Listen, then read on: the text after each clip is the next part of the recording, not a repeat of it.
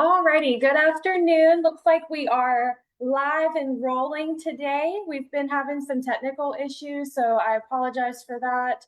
But looks like we got it going today. Today we're going to talk about rotational grazing. This is our fourth episode, and we have two special guests with us today. Kaylee is in Travis County as the Ag and Natural Resources Agent, so I will let her introduce herself. Hi everyone, my name is Katie. Like Carly said, I work in Travis County. We do a lot with new landowners, small acreage landowners, and everything urban agriculture. So reach out to me if you want to learn more. Awesome. And then she invited Dr. Andy Herring today to talk about our rotational grazing topic. And Dr. Herring, if you want to introduce yourself as well and just get started when you're ready. Okay, thank you, Carly. Well, good afternoon, everyone, and it's a pleasure to visit with you today. So my name is Andy Herring. I'm a professor in the Department of Animal Science at Texas A&M, and I'm in College Station. I've been here since 2002, and I'm also our associate department head for extension and work with our extension specialist in animal science. And so work with producers, teach students. I teach our senior beef cattle production class and a graduate beef production class, and also conduct research. And my background is more on breeding and genetics, probably, but really livestock production systems, and in particular beef cattle is what I focus on. And Kaylee had asked me, and Carly seconded it, that I might visit with y'all about some concepts related to rotational grazing. We talk about these things in my beef production class, and one of the things that I thought we might go over today is just some basic aspects related to grazing management. And there is a PDF version of this file. My email is down here at the bottom if you didn't catch it, but it's just my name, andy.herring@ag.tamu.edu, and we will get you a copy of the slides, or you can contact Carly or Kaylee or whoever your county agent is, and we'll get those to you.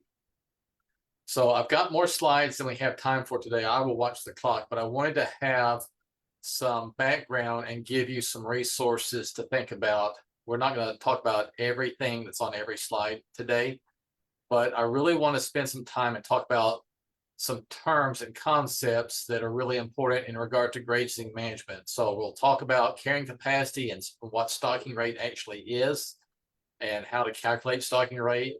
And then we'll get into some different grazing management systems and programs and some different considerations associated with fencing and pasture layout and how to make things work. And we've got some different specific grazing systems that we'll introduce and get you started on thinking about some of those things. And then also thinking about how our pasture management and our stocking rate and rotational grazing programs might look different in some different management capacities. And then, of course, we will save time for questions. And if somebody's live and has a question, please let one of the people know, and we'll get to those. We'll save some time for questions at the end too. But if you have a burning question as we go through this, please don't be afraid to ask. So I want to just lay a little bit of groundwork here and think about, in the broadest sense, what are some different types of pastures that our livestock producers need to be familiar with. And so this is not specific to cattle. Most of what we will talk about today are cattle examples, but the concepts apply no matter whether you have combination of cattle, sheep, goats, miniature donkeys, alpacas, whatever. If it's a grazing animal, we need to know some of the basics about what to expect from our pastures. And so in the most broad sense, we could think about improved versus native pastures. And improved, some people might call that tame pastures, but that just means that we have altered those plants in our pastures from what Mother Nature gave us. Okay, and native is what is there without human alteration. Okay, and then among our permanent pastures, we might consider those to be annual versus perennial. So an annual is something that grows from seed every year. So think about oats or wheat. You know, most of our crops are annual that we produce for grains, versus something that's perennial grows back from the same rootstock every year. So our Bermuda grass pastures. So if we're in South Texas, we might have improved buffalo grass. So if we're east of Interstate 35, we might be talking about some types of old world blue stem, WW doll or some things like that. Those are all improved perennial pastures. And anything that is native, we refer to as rangeland. So we've got a lot of hill country, Edwards Plateau, that is really a lot of rangeland, and those pastures are really different because they may have 100 to 200 different species of plants. So we need to be familiar with what is growing in our pastures. We don't have to identify every species of grass and forbs and things like that. But we need to think about, what are our expectations? So our pastures that have the highest input requirements are also the ones that have the highest potential for production on a per acre basis. And so these also go along with cost, right? So if you think about growing a specialized crop versus managing something that's there naturally, those are very different management perspectives. A lot of people don't realize that if you have native pastures, you might be wasting money by using fertilizer because those plants are really not bred to respond to artificial fertilizers like a lot of our improved forages are. We may be using some things like prescribed burning. That's really dependent upon where you are relative to a municipal area, and you probably don't want to do that on your own. There are people that will help you with that, and I'll refer you to some contacts for that later on. But the main thing we want to talk about today is that if we have any type of permanent pasture, whether that be perennial, improved, or native pasture, what we do in 1 year in regard to our stocking rate and grazing management can impact what happens in other years, and we can make things better or we can make things worse. So I mentioned these two terms. I want to go through these a little bit. So carrying capacity is really what we ought to be basing our stocking rate on. And so some people may have a number of animals out there because that's what they heard their neighbor doing, and they may see something very different because they don't know everything that's going on behind the scenes. But carrying capacity is really a function of the land itself. How many animals will that piece of land support on a long-term basis without causing damage to the land? And we think about encroachment of invasive plant species, more brush, more weeds. That's what I mean when I say damage. And so we value land on that. The main thing that land's valued on for most of y'all is how far it is from downtown Austin, right? But from a production standpoint, what could that land do, or does it have potential to do? And we express that on a number of acres per animal per year usually. Stocking rate is a management decision, and hopefully it's lined up with carrying capacity. But it's what we choose to do in regard to the number of animals that we place out there for a specific amount of time. And so for grazing management, understanding and having a realistic stocking rate that is not way out of whack with the carrying capacity is really important. And we're trying to balance vegetation and livestock production. And we also express that on number of acres per animal per year. If you think about the production environments we have in the state of Texas, if we go from the top of the Panhandle down to the Rio Grande Valley, we have some really different growing seasons for a number of frost-free days and things like that. But we have a lot of the same native plants across a lot of these areas. But if you go from east to west, we have a tremendous gradient in regard to expected annual moisture. And that's really what drives what our carrying capacity is for most of our situations. So there's not one hard and fast stocking rate that we can say within an area, because there's a lot of ways to tweak that. We'll talk about that. But if you think about, if you're going, and this is really based on more native type pastures, but if you think about, if you are down close to the Beaumont Orange area here in Southeast Texas and you get over 55 inches of rain a year, it's very typical that you may only need 2 acres per cow per year. And then as you go further west, you know, if we get out here in west central Texas, the western side of the hill country, we're talking about 20, 25 acres per cow per year without having to buy supplemental feed. We go out and get west of San Angelo, it's going to be over 30. We get across the Pecos River, it's going to be over 40. And somewhere out here far Trans-Pecos area, we may be talking about 60, 70 acres per cow per year. And it's really a function of forage availability. So we're not going to go through all the calculations, but I wanted to show y'all how we would calculate stocking rate based on this carrying capacity concept. And we have to know something about our expected annual production of forage per acre. And if we haven't done this before, we can look at a photo guide and maybe guess that. But let's say that for the area of central Texas we're talking about, we have land that's going to grow about 2,500 pounds of grazable forage per acre. And we're in an area that has 30 inches of rain. Okay, so we have 1,000 acres of land here. So our total amount of forage produced per year is 1,000 times 2,500, right? But we don't want to graze that to the ground, because if we remove excess forage every year, we are going to reduce our carrying capacity over time. So we can kind of think about a 50% utilization rate, or there's an old saying on grazing management of take half and leave half. So if you think about that, we're only going to let the cows eat about half of what's produced every year. That's a lot of forage, right? So for this instance, that's 1.25 million pounds of forage per year. How can we estimate what the cows might eat? Well, if our cows are averaging 1,200 pounds when they're in a body condition score 5, you know, we can kind of estimate over the year that they're going to eat about 2.5% of their body weight per day, and we're going to be in the ballpark. So depending upon the stage of production, time of year, that's going to be a little different. But let's say that those cows need about 30 pounds of forage per day. A lot of people may not realize that. So it adds up pretty fast. We haven't talked about how many cows this would support yet. That's what we want to get to.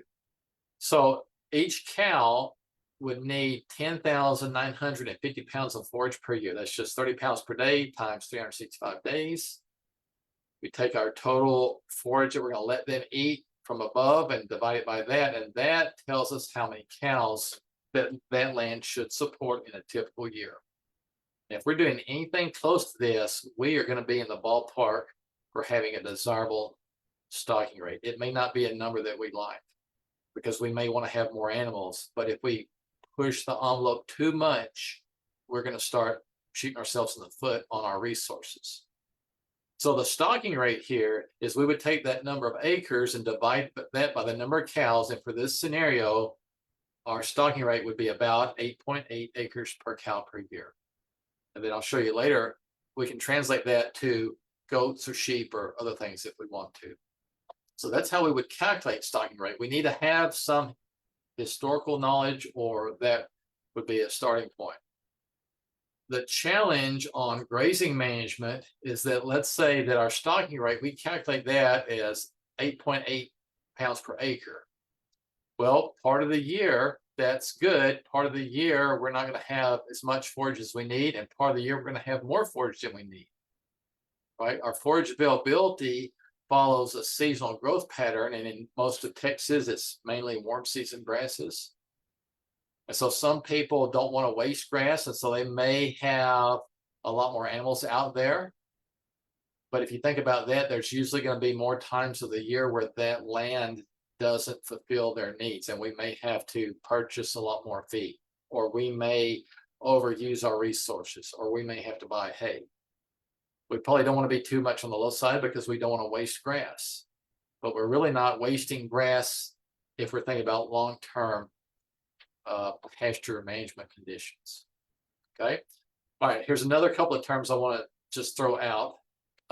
So forage condition is what those pastures look like at any given point in time. And that's related to seasonality. It changes really quickly. It's based on the time of the year. this spring versus last spring, or you think about a lot of places this July compared to July last year looks so much different. And so that's happening all the time. That's a short-term thing. Our pastures change throughout the year, and one year to the next, they're not the same. But if we think about pasture condition or improved pastures or range condition in our native pastures, that's more of a long-term perspective. That's like, what is the mix of plants that are out there?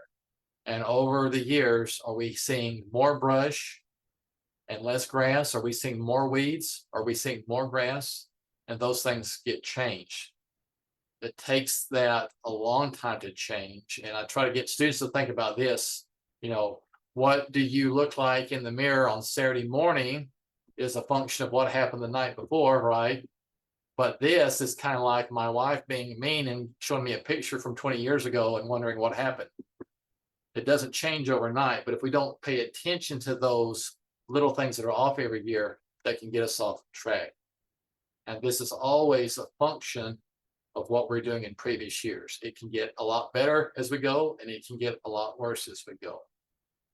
So real quickly, here's 4 slides that show some different pastures at some different times of the year. So things look really good right here, right? There's a lot of grass, and what's there is green. So the color really relates a lot to our protein considerations.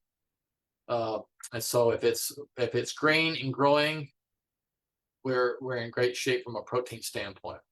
We also need to look at our animals, right, from a body condition score standpoint. So if we cannot see a lot of their skeleton, then they're in pretty good shape.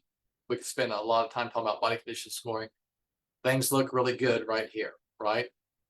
Okay, this is a really different picture, different time of the year, right? So most of what you see there is brown. There's not much grass, okay? And you can see that there's some hay bales that are out. So these cows are being fed hay in the winter because there's nothing else for them to eat, right? If we didn't provide them some supplemental feed, they would be losing body condition. Okay, our winter pastures don't have to look like this, but they look like this when we have a higher stocking rate and we don't save some pastures for winter grazing. Okay, here's another pasture. Most of what you see there is also brown. There's some green out there, but this is mature forage, and there's a lot of it. But this is protein deficient. And so if somebody says, well, my cows won't eat that, if we provide some high protein supplement, they will eat more of this dormant mature forage and make use of it.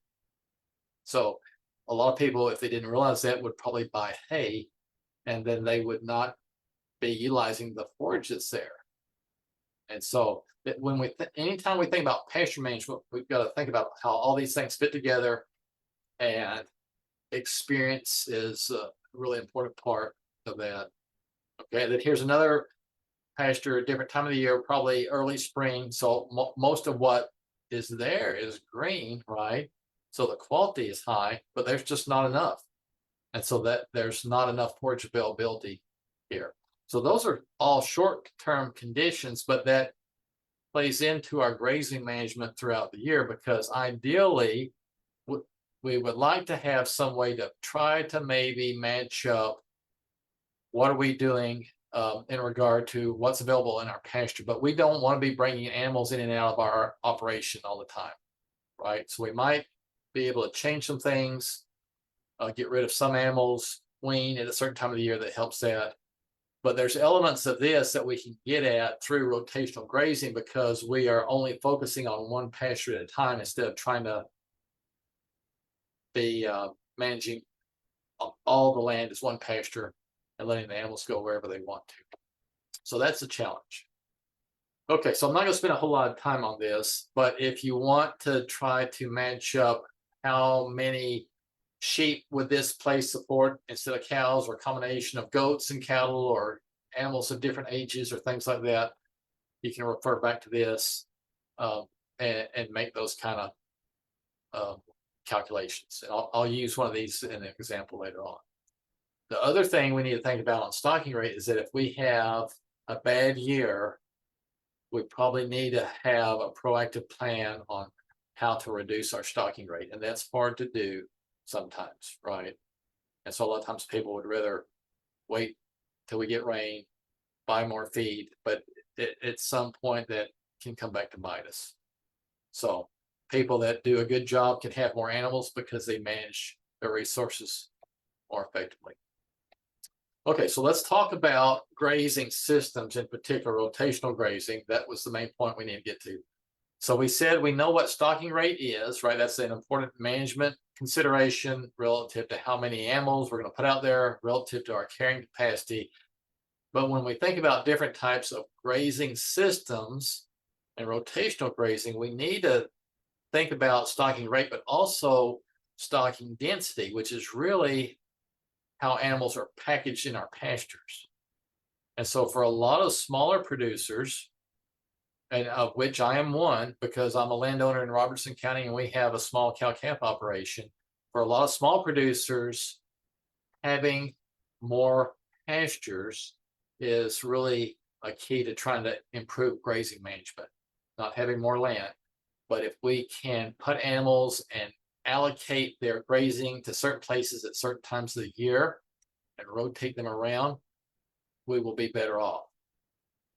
If you look at the research that's been done and compare animal performance, so like number of calves weaned per cow annually, or average daily gain per animal, there's not much difference in animal performance between continuous grazing or rotational grazing. And so why would we switch to rotational grazing? Because it's more work. And really the rotational grazing systems offer us a way to improve our resource management. We can actually increase our carrying capacity by some type of rotational system, as opposed to just giving animals free reign of the whole land at one time. So if you think about, I mentioned these different terms, what is continuous grazing? So think about, we've got a perimeter fence here, the little dots are animals. Okay, so we've got one pasture and we turn them out there, and if we have stocking rate matched up with carrying capacity, we're good. Okay, but if that pasture is never rested, that is continuous grazing. Okay, so we can do that, but the only thing that we can really alter is changing our number of animals. Okay, and in that type of situation, the animal grazing selectivity is going to be the highest. And so if you have a few more animals out there than you're supposed to, you're going to start to see more of the undesirable plants be more prevalent, because the ones that they really like, that taste good and are nutritious, they're going to overutilize those. Okay, so that's continuous grazing. Deferred rotational grazing is where we take part of the land and we rest a piece of it, and most of it might be in use at a certain time. So we can do this with 2 or 3 or 4 or 10 pastures. It doesn't really matter, but there's not many pastures being rested at any one point in time. If we think about what a lot of people think about for rotational grazing, they may be thinking about short duration grazing. And so that's where we have a lot of small pastures. We have animals that are really densely packaged in a pasture, okay, but we don't leave them there very long. And so we rotate through these smaller pastures, and at any one point in time, most of the land's being rested. So we can overutilize, if you will, one spot, but it gets to rest so long that it actually comes back better. So as we go from continuous to deferred to short duration grazing, we reduce our selectivity and we're using our animals more as tools. And we're not being mean, but this is a little bit like being a parent that's making young children eat their vegetables and salad, right? Is that if they are given the choice, they're going to eat what tastes the best, and they can get trained to eat different things. So we don't want to ever make them eat something that they don't want to, because then we can get into problems with plant toxicity. There are poisonous plants in everybody's pasture. That shouldn't scare you. But the animals don't eat those poisonous plants usually if they have other things to choose from, or they may take little amounts of that as part of their diet. And some people think that's how they help regulate some things like internal parasites and things like that. So that's a whole different topic. I'm gonna keep going unless we have any questions, Carly. If somebody asks a question, and you need to stop, just let me know, okay? So how might you start a rotational grazing program? Let's spend a few minutes on this. One thing is just to have a plan and to think about it ahead of time and realize you're not going to have everything worked out, right? But you have to have multiple pastures, okay? And that usually involves spending some money. You've got to have a way to try to estimate what your budget might be. You don't have to do everything next year to get it in place. We might incrementally implement something over the next 5 years. We want to keep records on both our pastures and our animals. And that usually involves some kind of ID. Okay, but how would you keep a useful record on a pasture?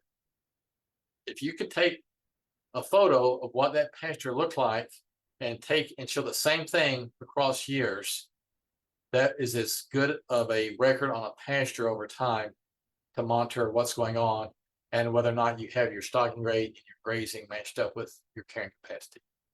But really a key to this is tweaking your system and your management across time to make things work best for you.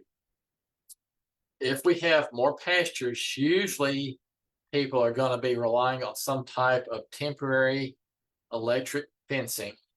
And there's a couple of pictures here from two really different scenarios. So this is graze out wheat in the panhandle, and you can kind of see here, this is all electric fencing. And so that's an annual pasture, and those animals are almost done. We would want to graze that to the ground because we're going to plant it every year. But here's a permanent pasture that someone's using for rotational grazing, and that's not the case here, right? And so they're about to rotate these cattle into this pasture, and you can see how tall the grass is, and you can also see where some of those cattle, they get kind of tricky, right? And when they've eaten enough stuff over here, they are wanting to go over here, and they'll even reach underneath and graze underneath that hot wire fence.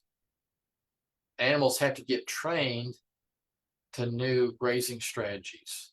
And so that's something that a lot of people have to keep in mind when they start something. If they've never been exposed to an electric fence, it's going to take a week or two to really get them trained. And I would not want an electric fence for my perimeter fence.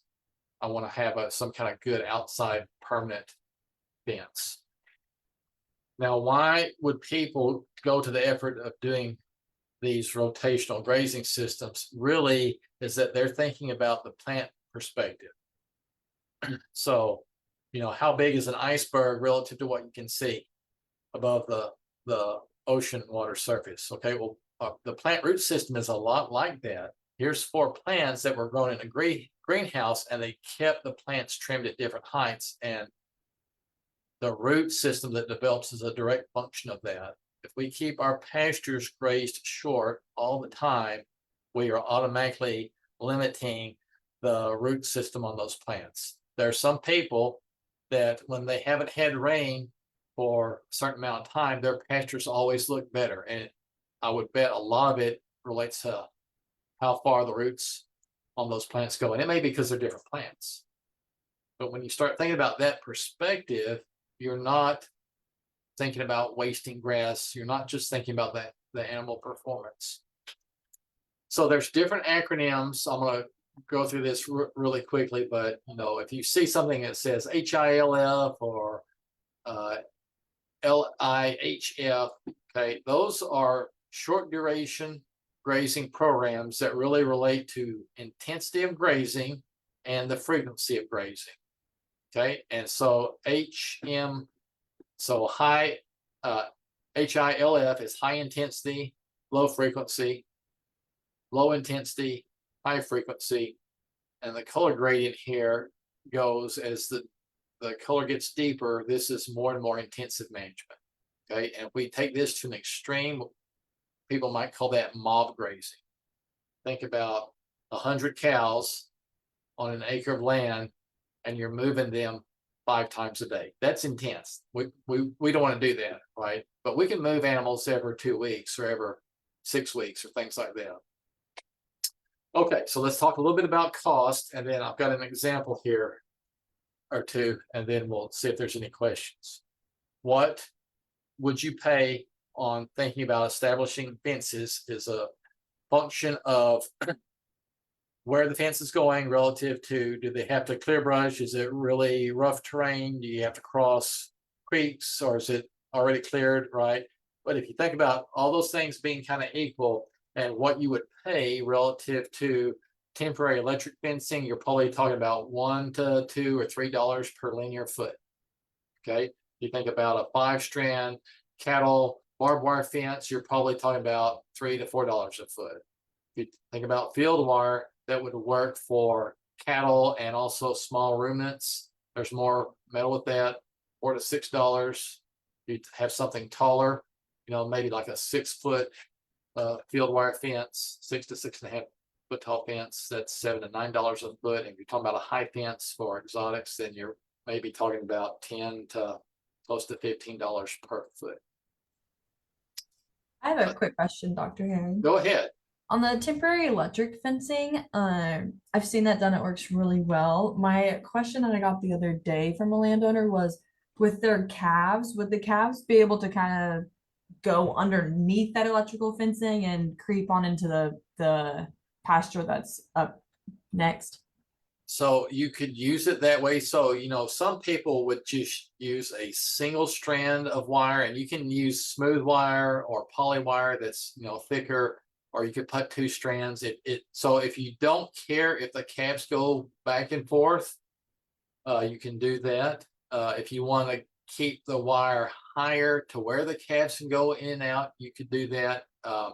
You probably have to train the cows to get used to the wire height, but I've seen people do all different types of situations with that. Yeah, and I would say it depends on the pasture location. And but you know, the calves are not going to venture too far away from the cows. But sometimes you get a mob mentality, right? There's 4 young calves and they want to play and they run off, and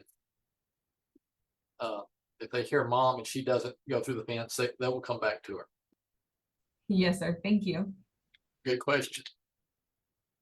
Okay, so here's just a couple of cases of some different layouts that involve 8 pastures. There's nothing magical about this, but just thinking about, you know, what would be some different management considerations. So here we've got a water source. That's what the gray circles are here.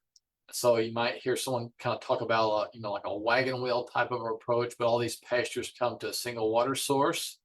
If we wanted to, we could have multiple groups of animals around this, and they would use the same water source, right? But we couldn't do that here, because if we had one water source here, usually we would have all these other pastures closed, and they would only be able to go in and out at one at a time, and then we would close that off and then be able to go in the other. So there's a lot of ways that we could have the same number of pastures, but they not have the same functionality. If we wanted to have 2 sets of animals here, but we were worried about them having, from a biosecurity standpoint, we didn't want them to share the same water source, then something like this would be better, because we could have animals over here and over here, right? We could be rotating around these 4 pastures, and they never have fence line contact, and they never share a water source. So if we can think about these things ahead of time, that saves us some heartache on trying to fix problems later on. The other thing that surprises people is that here's 3 different layouts that probably would have the same functionality, but do not have the same cost. So why do we tend to have pastures laid out in squares and rectangles? And that's because the shortest distance to connect existing fences saves us money, right? These first 2 cases have 4 equal-sized pastures. They all meet in the middle, but the fencing cost to do this is about 49% more than the fencing cost to do that, right? And so we don't want to figure that out when it's time to pay the bills. And so just thinking about the total cost and the use of it is something that we ought to give some forethought to. There's not a right or wrong way to do that.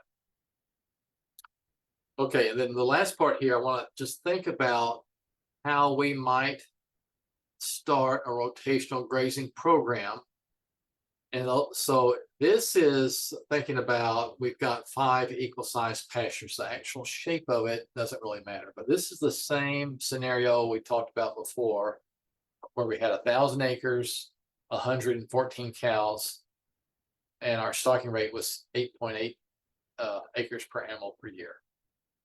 Another way of thinking about that forage demand might be on a per month basis. And a lot of grazing leases, especially in the western part of the United States, are based on how many animal unit months the carrying capacity is. We probably don't think about that as much in Texas, but the concept's the same. So what I mean here is that if we had those 114 cows, that they're going to be there all year, right? So times 12 months, our carrying capacity, instead of saying there's 1.25 million pounds of grass, we might say, well, there it would support 1,368 animal unit months. Or if we took 365 days and multiplied it by the number of cows, we would say that our carrying capacity would be 41,667 cow grazing days. We can express stocking rate in number of acres per cow per year, per month, per season, per week. They're just different numbers that mean the same thing, right? I gave you a dollar bill, or 10 dimes, or 4 quarters, or 20 nickels. Those are all still worth $1, right? But they're packaged differently. And this is thinking about that. So if we had these 114 cows and we had 5 equal sized pastures, we could turn them loose and let them go wherever they want to. We could divide our cows up into 5 groups and keep each one in one of those 200-acre pastures for the whole year. Both of those would be continuous grazing. But if I put all the cows in one pasture, how long would I put them in there? I would just take my total number of months and divide that by 5, right? Or take my total number of animal months, 1,368, and divide that by 5. So if you think about that, each one of these pastures, and these are all equal, each one of these pastures has a carrying capacity of 274 animal unit months.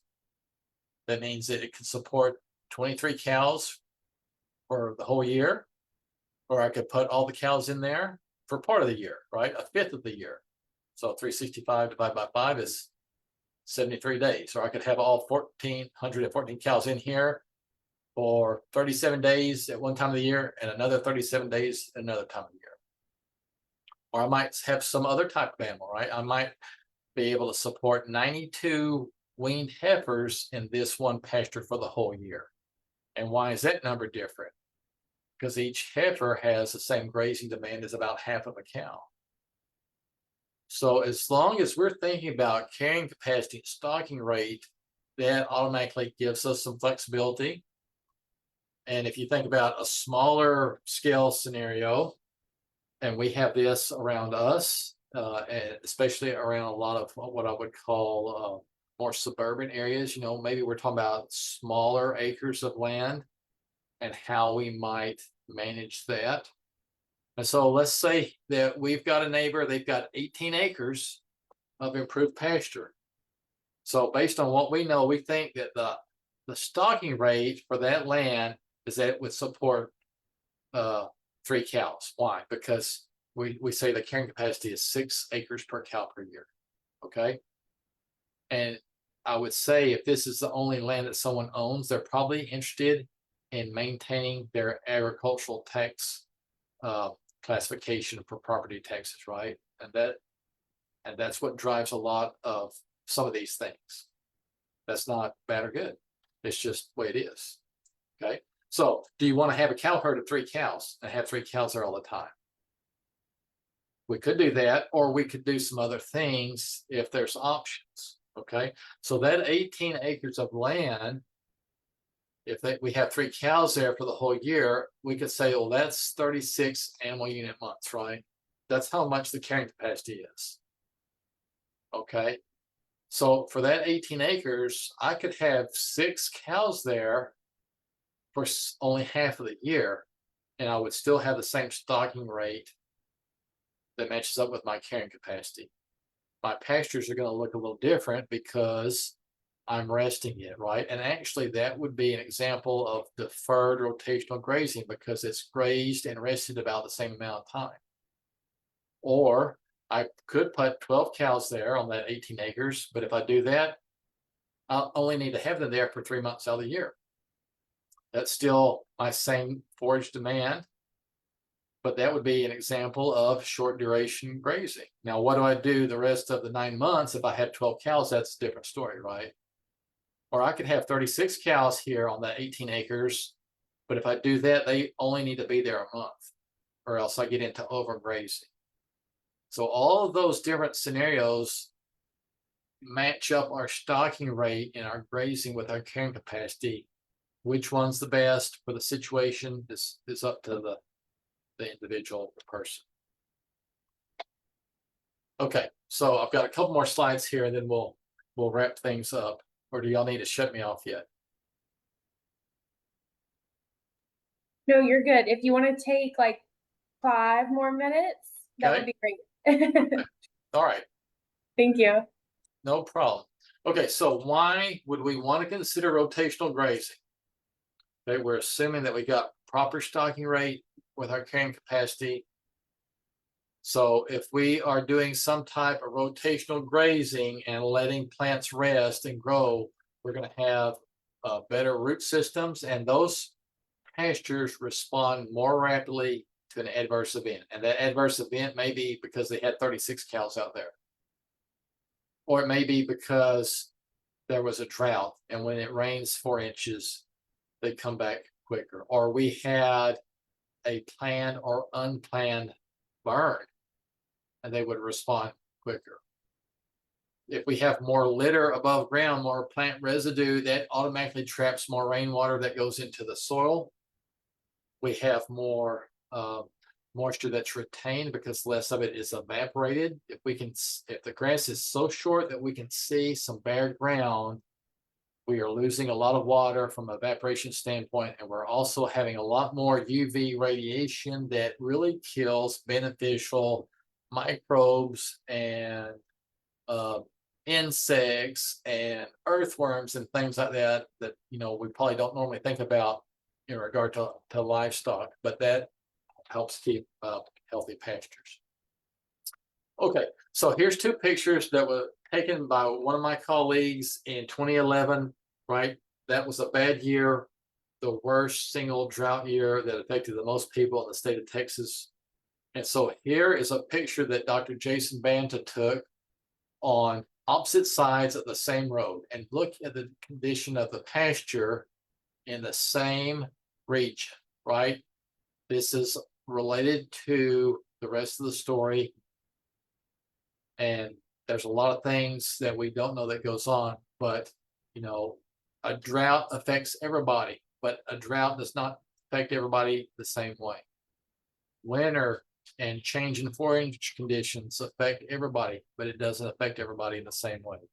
And it's all related to how we tweak our management systems and what we pay attention to and the decisions that we make. Okay, so if you want more grazing specific resources, I should have said, your local county extension agent is always a good resource, but a lot of them are not experts on grazing. But we do have a department, and some of our county agents are trained in this, but we have a Department of Rangeland, Wildlife, and Fisheries Management, and we have range specialists there that would be good resources for you. If you're not familiar with the USDA NRCS, most counties have a USDA office, and most of those have an NRCS resource person for the county. And so there's also web pages here. And then another group you may not be familiar with is Texas Grazing Land Coalition. And on there, all of these have web pages with additional resources. So thank you very much for your time. And we'll take some questions. Yeah, thank you for joining us today. I really appreciate it. Last week we talked about stocking rates, and so this was a great addition, like part two, if you will, for that talk. And it was actually with Dr. Banta as well, so that good. went really well together. So thank you Excellent. so much. We don't have any questions in the comments, but I did go ahead and drop all three of our email addresses in there. So if y'all do have any questions, please feel free to reach out to any of us and we can get you connected to somebody who can answer your question. But yeah, thank you for joining us. And if nothing else, I guess we're done. Okay, thank you very much. Yeah, thank you. Thank you, Dr. Herring. See y'all later.